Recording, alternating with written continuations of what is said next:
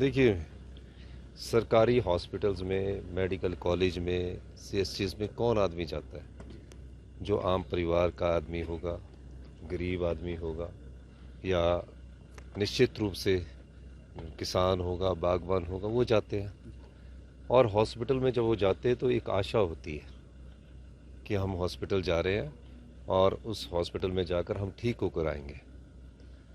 निश्चित रूप से जब कोई आदमी हॉस्पिटल में जाता है और अगर कोई डॉक्टर उनसे प्यार से बात कर लेता है तो 50% मरीज का इलाज वैसे ही हो जाता है। अब ये परिस्थिति भिन्न है। ये परिस्थिति इसलिए भिन्न है कि मैं तो जो पेशेंट उनके पास गया, ब्रोंकाइटिस का पेशेंट था, वो एक बेड पर लेट गया। और कई बार ऐसा होता है कि पेशेंट के पास खड़े होने की, बैठने की हिम्मत तक नहीं होती, वो किसी खाली बेड में जाके लेट गया। लेटने के बाद डॉक्टर साहब उनके पास आते हैं। डॉक्टर साहब उनसे बात करते हैं और ये कहते हैं कि अगर उसने, आपकी उम्र क्या है, जो मैंने उनके बीच में स्कफल और आर्गूमेंट होता हुआ देखा। डॉक्टर साहब चाहते तो वहाँ से बोलते कि ये मैं यहाँ से विड्रॉ करता हूँ, अपने सीनियर के पास जाके बोलता हूँ कि आप इसका बिहेवियर देख लीजिए। वो रिएक्ट कर गए और उन्होंने उस पर हाथ उठाया। हाथ उठाने के बाद उनका जो अग्रेशन था वो अच्छा नहीं था। और निश्चित रूप से जब अग्रेशन अच्छा नहीं होता है और उस पेशेंट को वो पीट रहे हैं तो वार्ड के और डॉक्टर्स भी देखते हैं और पेशेंट भी देखते हैं। और उसके बाद सरकार ने कहा कि ये बात गलत है। डॉक्टर को, जिनको भगवान के रूप में देखता है एक मरीज, वो अगर उस तरह की बात करते तो ये गलत बात है। उसके बाद डॉक्टर्स के खिलाफ कार्रवाई की गई। उसे उन्हें एसआरशिप से भी हटाया गया और उनकी नौकरी से भी उनको रेस्टिकेट कर दिया गया, टर्मिनेट कर दिया गया। जब मैं एमएलए था तो मैं एक दिन आईजीएमसी में भी गया था। किसी पेशेंट को मिलने गया तो एक एसआर वहाँ 48 घंटे की ड्यूटी देता था। मेरे मन में आया कि एक व्यक्ति जो डॉक्टर है, जो इतनी मेहनत करता है, 48 घंटे की ड्यूटी दे रहा है। और जब मैं मुख्यमंत्री बनने का मुझे मौका मिला, मैंने सीनियर्स डॉक्टर से भी बात की, इंटरेक्शंस की। आईजीएमसी के जो फैकल्टी के डॉक्टर्स थे हमारे, कुछ उसमें साथी भी थे, मित्र भी है, दोस्त भी है। और उनके बाद मैंने कहा कि 48 घंटे की ड्यूटी एसआरशिप को नहीं चाहिए। हमने उसको घटाकर 12 घंटे किया ताकि वो स्ट्रेस फ्री रहे। और स्ट्रेस फ्री का मतलब है कि वो मरीजों से प्यार से बात करे। और उसके बाद उनका स्टाइफंड जो 65,000 से बढ़ाकर 1 लाख किया। ऐसा डॉक्टर नहीं आए मेरे पास ये मांग करने कि हमको 48 घंटे से 12 घंटे कर दीजिए। स्टाइफंड बढ़ाने भी नहीं आए। सीनियर्स थे। इंटरेक्शन के दौरान मैंने पाया कि डॉक्टर को स्ट्रेस फ्री होना चाहिए और इस ढंग से हमने नियुक्तियां भी उसमें करनी शुरू की और हमने 12 घंटे की ड्यूटी भी दी।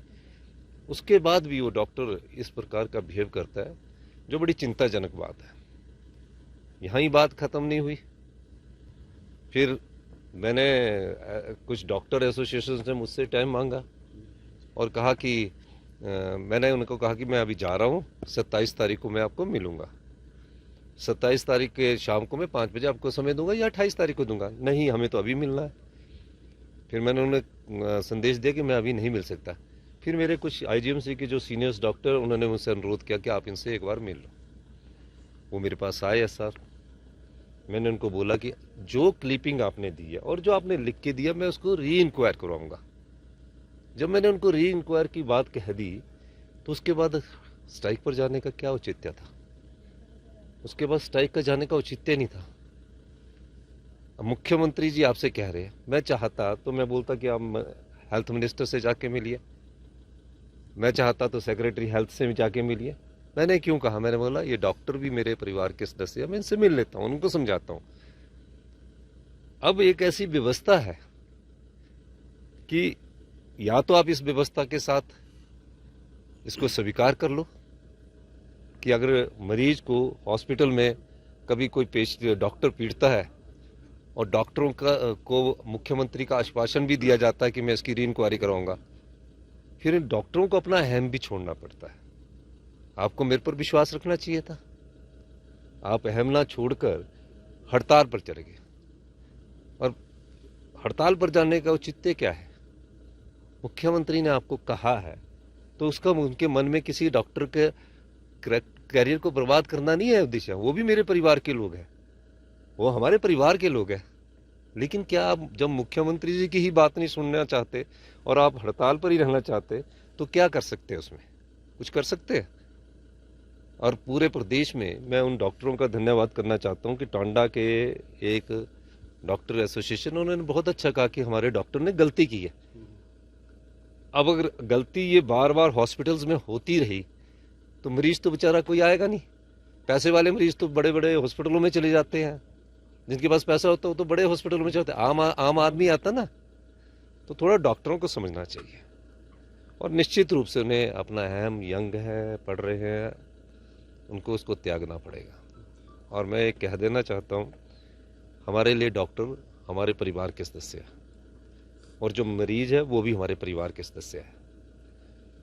अगर वो चाहते हैं कि आगे कुछ बातचीत हो तो कल वो सारे डॉक्टरों से मेरा अनुरोध रहेगा।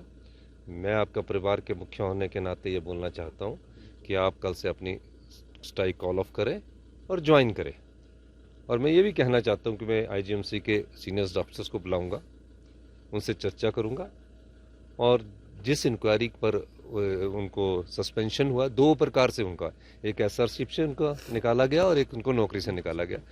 सरकार की कई प्रकार से रिव्यू होती है, इसमें कोई ऐसा नहीं होता। एक बार महसूस करता है, डॉक्टर भी महसूस करता है, सजा मिलती है, दुख होता है, उसके बाद आगे बढ़ा जाता है। ये नहीं है कि किसी चीज में रिजिड ही रहना होता है।